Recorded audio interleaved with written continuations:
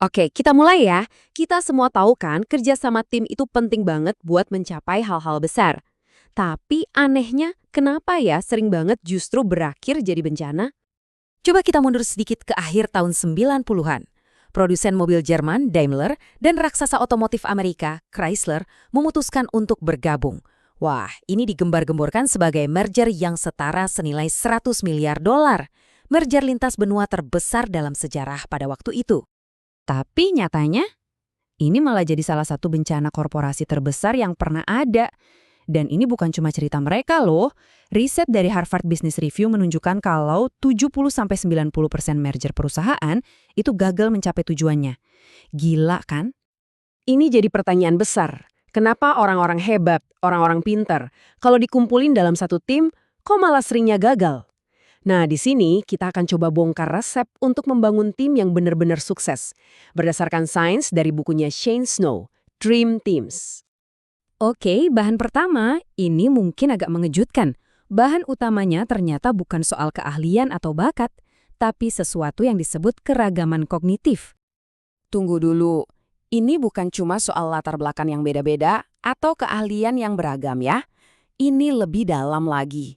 Ini tentang bagaimana cara orang berpikir. Nah, itulah inti dari keragaman kognitif. Keragaman cara berpikir ini ada dua bentuk utama. Pertama, perspektif, yaitu cara kita melihat sebuah masalah. Gampangnya, seorang insinyur dan seorang seniman pasti bakal melihat sebuah jembatan dengan cara yang beda banget kan? Kedua, ada yang namanya heuristik.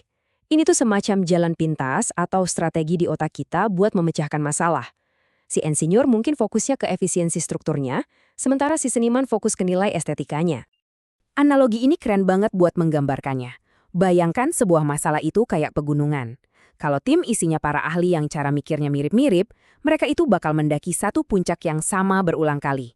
Mereka terjebak di solusi yang itu-itu aja. Tapi, tim yang beragam, wah, mereka bakal menjelajahi seluruh area pegunungan itu, menemukan puncak-puncak baru yang artinya menemukan solusi-solusi yang lebih inovatif. Tapi, ada tapinya. Menyatukan kepala-kepala dengan cara pikir yang berbeda itu nggak selalu adem ayem, pasti ada gesekan. Coba deh bayangin energi potensial tim Anda itu kayak karet gelang ini. Kalau nggak ada ketegangan sama sekali, tim itu ibarat karet gelang yang kendor. Diem aja, nggak ada kemajuan, nggak menghasilkan apa-apa. Sebaliknya, kalau ditarik terlalu kencang, kalau konfliknya sudah nggak sehat dan destruktif, ya putus. Timnya hancur berantakan. Nah, kuncinya adalah menemukan zona ideal ini. Sebuah titik di mana ketegangan itu jadi produktif. Disinilah gesekan pemikiran itu bukan menghancurkan, tapi justru menciptakan energi untuk melahirkan terobosan. Coba, kita lihat dua contoh yang kontras banget. Di satu sisi, ada Daimler Chrysler. Mereka takut banget sama konflik, jadinya semua serba diam.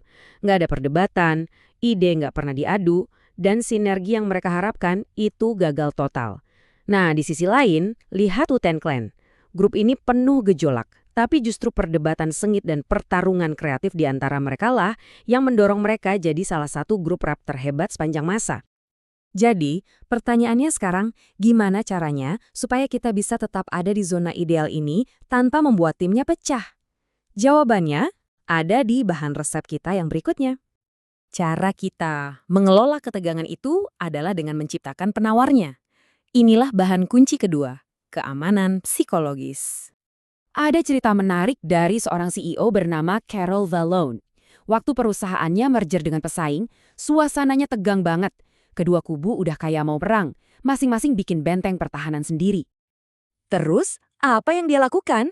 Di acara besar gabungan pertama, dia nekat naik ke panggung dengan kostum lengkap sebagai Cruella de Vil.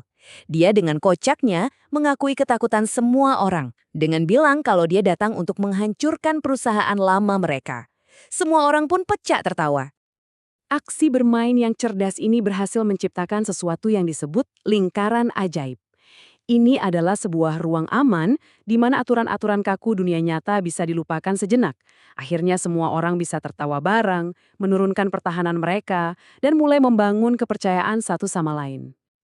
Oke, kita sudah punya dua bahan utama. Tapi bahkan dengan struktur yang paling tepat sekalipun, keberhasilan sebuah tim pada akhirnya bergantung pada satu bahan terakhir yang sifatnya sangat personal. Bahan terakhir, dan mungkin yang paling penting, adalah setiap orang di dalam tim itu harus punya kerendahan hati intelektual. Lalu bagaimana cara menumbuhkan sifat ini? Ternyata, salah satu cara paling ampuh adalah melalui cerita. Cerita membuat kita bisa seolah-olah masuk ke dalam kepala orang lain dan melihat dunia dari sudut pandang mereka. Ini adalah langkah pertama untuk menjadi rendah hati secara intelektual. Dan ini ada dasar ilmiahnya loh. Sebuah studi yang mengamati aktivitas otak orang saat nonton film James Bond menemukan bahwa cerita yang dramatis bisa menyebabkan lonjakan hormon oksitosin yang sering disebut molekul empati secara besar-besaran. Ketika kita berempati, kita jadi lebih terbuka pada ide orang lain dan jadi lebih bersedia untuk mengakui kalau kita mungkin saja salah. Jadi, kalau kita rangkum, inilah resep tim impian itu. Pertama, kumpulkan orang-orang dengan keragaman kognitif. Kedua, ciptakan gesekan kognitif yang sehat. Ketiga, lindungi mereka dengan membangun keamanan psikologis. Dan yang terakhir, pastikan setiap anggotanya punya kerendahan hati intelektual. Nah, sekarang coba Anda pikirkan tentang tim Anda sendiri, bisa di kantor, di keluarga, atau di komunitas. Dari keempat bahan ini, kira-kira bahan mana ya yang sepertinya masih kurang di tim Anda?